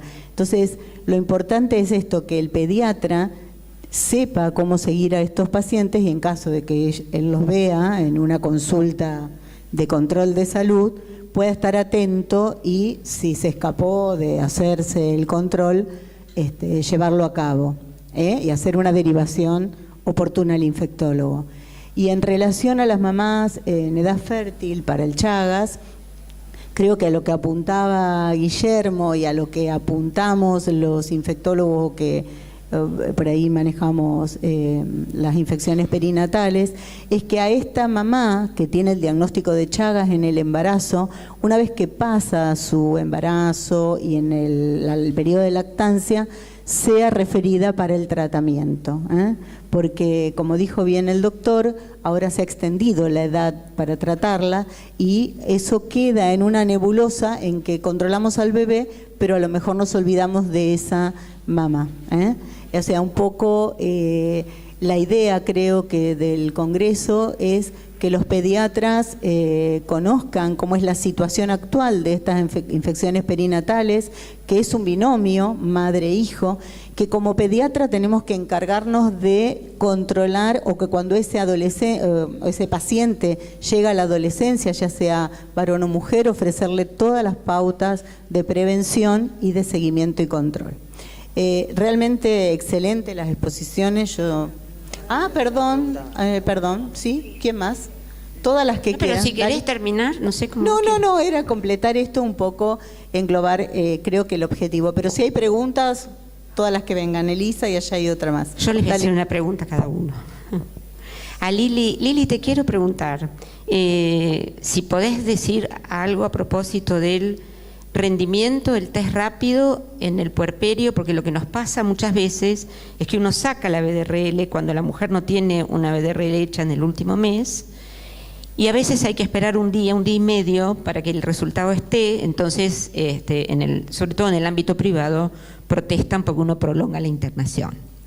Y la otra pregunta que te quiero hacer, si en tu experiencia has tenido muchas veces que retratar o repunzar al 6º mes en el control evolutivo de estos chicos. Con respecto al test rápido, bueno, se ha hecho una experiencia en toda la Argentina, un trabajo colaborativo para validar digamos, el método, ¿no es cierto? Y nosotros hemos intervenido y realmente se ha validado que da un muy buen rendimiento. Incluso vuelvo a aclarar, es treponémica, entonces si da positivo da la posibilidad de no perder tiempo, empezar un tratamiento y después se hace la BDRL para que al cuantificar uno pueda seguir digamos, la efectividad del tratamiento, ¿no es cierto? Con respecto a repunzar, bueno, es bastante controvertido el problema, porque si uno dice, tiene una BDRL positiva y tiene alterado el citoquímico, podemos decir que es una neurolues. Sí. Ahora, ¿cuál es la conducta? Es igual que si no la tuviera, en cuanto al tratamiento del chico. Y si después en el seguimiento la BDRL es negativa a los 6 meses en sangre, y no se justificaría volver a repunzar. Simplemente retratarlo. Claro. Gaby,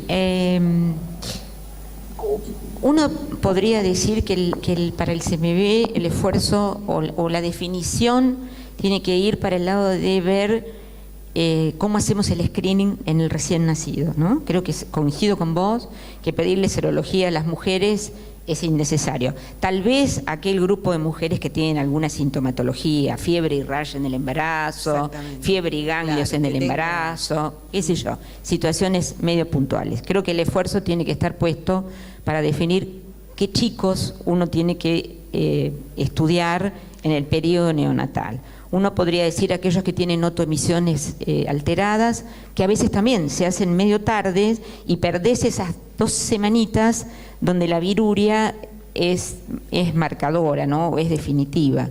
Tal vez habría que definir mejor algún otro criterio para los recién nacidos de bajo peso, los recién nacidos con alteraciones del hepatograma, con plaquetopenia, por ahí redefinir o establecer como en forma prospectiva y multicéntrica para nosotros mismos criterios para evaluar con un screening a aquellos recién nacidos. Yo creo que con dudas. Los más difíciles son los asintomáticos. Claro. De esos asintomáticos, las 2 líneas que decían ser costo efectivas son los que tienen alguna alteración auditiva, podría ser una línea, y otro dice a todos, pero bueno, esos son políticas de salud, ¿no? Todos probablemente sea muy difícil de abarcar. Uno sabe que los que tienen más posibilidades de secuelas son los más sintomáticos en el periodo neonatal. Sí. Algo que no dije es que es muy importante la medida del perímetro cefálico, porque nos ha pasado en el hospital que nos llegan derivados a veces por otorrino o porque fueron a hacer los potenciales y le vieron la cabeza de chiquita y realmente tienen una microcefalia. Entonces, qué importante eso de medir bien el perímetro cefálico y ver el desvío que tenga ese perímetro para tener una sospecha, porque llegan muy tardíamente los pacientes. En general llegan fuera del mes, entonces uno se encuentra con una microcefalia fuera del mes, ya la orina no sería tan fidedigna, bueno, se le hace el fondo de ojo para ver si tiene corioretinitis, se busca el cartón, pero complejiza mucho el diagnóstico. Es cierto, yo voy a aclarar un poco más con respecto a eso. Los neonatólogos estamos acostumbrados a sacar el crecimiento en relación al peso y edad gestacional. Yo siempre digo tienen que hacer los 3 percentilos, porque muchas veces peso, talla y el perímetro cefálico, a lo mejor el peso y la talla están adecuados y hay una leve desviación del perímetro cefálico que después se hace más evidente. Entonces es bueno que desde el vamos se percentilen los 3 parámetros. Y Guillermo, creo que el tema con el Chagas perinatal va a pasar por el posicionamiento de la PCR. Es una opinión mía personal. Creo que va a haber que definir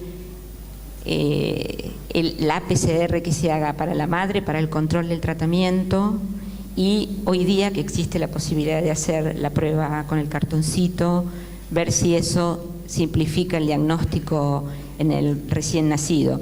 Yo acepto la comparación con el HIV, pero digo, en el HIV uno trata a la mujer y evita una enfermedad y tiene una metodología diagnóstica incontrovertible como es la PCR. Creo que con el Chagas lo que nos pasa es que todavía no terminamos de posicionar la PCR para el diagnóstico del recién nacido y estamos todos discutiendo cuántos Strut le hacemos, cuántas parasitemias le hacemos, si 3, si 5, si 1 semana, si 2 semanas. Creo que eso es una dificultad enorme para diagnosticar o para identificar razonablemente bien al recién nacido, ¿no? ¿Vos qué opinás de eso? Sí, yo creo que hoy es la PCR, insisto, hoy es una herramienta muy útil para respuesta al tratamiento. Hoy no podemos usarla para diagnóstico porque falta validarla. Cuando se alineen los planetas, que significa cuando nos alineemos todos los que hacemos esto... Pero los que hacemos parasitemia y lo tratamos de correlacionar con la PCR, no nos está yendo tan bien. No, a nosotros con parasitemia nos va bárbaro, ¿sí? De hecho, en la última corte que hicimos, 120 de las 120 parasitemias, 100% de las que fueron negativas eran negativos después, y 100% de lo que obviamente de lo positivo ya está, pero no hay uno que no haya tenido una parasitemia positiva. Pero el tema es que es operador dependiente la parasitemia, ese es el gran problema que tenemos. Hay descriptas para PCR en Chagas miles de PCRs de distintos pedacitos, ¿no es cierto? Sí. ¿Cuál es a tu juicio la PCR que podría ser más valiosa para definir el éxito del tratamiento en la mujer? Porque viste que el tratamiento del Chagas en el paciente crónicamente infectado, cuando se hizo el estudio en Argentina y se trató a todos los menores de 65 años con Chagas crónico, bueno, por lo menos para mí los resultados fueron desalentadores. Y yo esperaba más de ese estudio. Lo que pasa, sí, el tema es, no daba, a mí me encantaría dar una charla solo de eso, digo, la discusión de qué es curación. Porque yo no estoy de acuerdo que la curación sea serología negativa. Por supuesto que no. Yo no estoy de acuerdo. Hoy después de tantos estudios que hicimos y tantos pacientes que uno ve, yo creo que no es más la curación eso. ¿Por qué le llamamos curación? Yo creo que tenemos que buscar marcadores tempranos porque nos va a permitir también evaluar tratamiento y un montón de cosas más. Yo creo que el punto es la PCR. La real time es la que usamos nosotros hoy y sí, comparativamente con las que hacíamos antes, es la más importante, la que mejor resultado nos da. No tenemos ni un solo falso positivo. ¿Alguna otra pregunta? Uy, ahora aparecieron todas. Tenemos 5 minutitos. Sí, por la última Se viste que empiezan. Doctora Gabriela, ¿qué tal? Yo soy de Salta. Quería preguntarle de citomegalovirus en los que son adquiridos, o sea, no congénitos. ¿Qué tiempo de tratamiento? Porque con eso también tenemos muchas controversias. Yo la experiencia que tengo de adquirido me ha pasado en terapia intensiva, en pacientes que empiezan con fiebre prolongada, sin respuesta a antibiótico y plaquetopenia. En general no los tratamos y se autolimitan. O sea, no hay una indicación de tratar al CMV adquirido por el momento. Esa es la experiencia que yo puedo decir. No sé si ustedes tienen otra experiencia, pero hemos visto que hacemos el diagnóstico y lo seguimos de cerca, pero se autolimitan.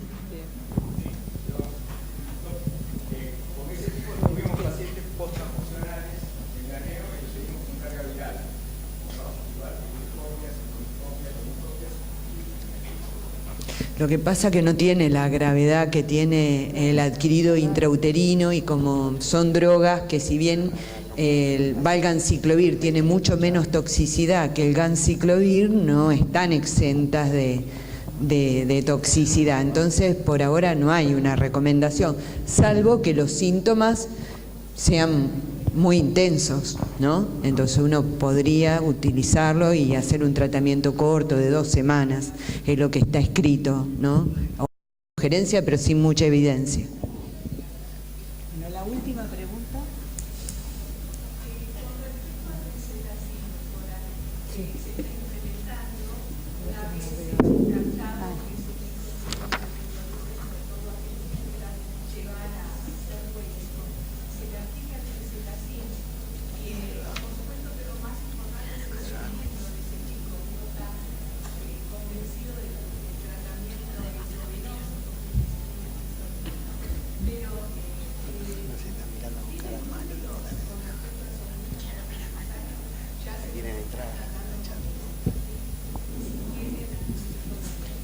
Mira, yo no tengo realmente la experiencia porque no la uso. Es decir, considero que el chico no tiene posibilidades de... Aparte, si yo tengo que tener todos los estudios hechos para saber descartar una neurolues para poder implementar un benzetacil en el chico. Si tengo infraestructura para hacer todo eso, puedo hacer un ciclo de 10 días endovenoso en el chico. Sí, porque realmente vos decís, ese chico que le vas a poner el benzetacil es el que más requiere seguimiento también. Y bueno, sí.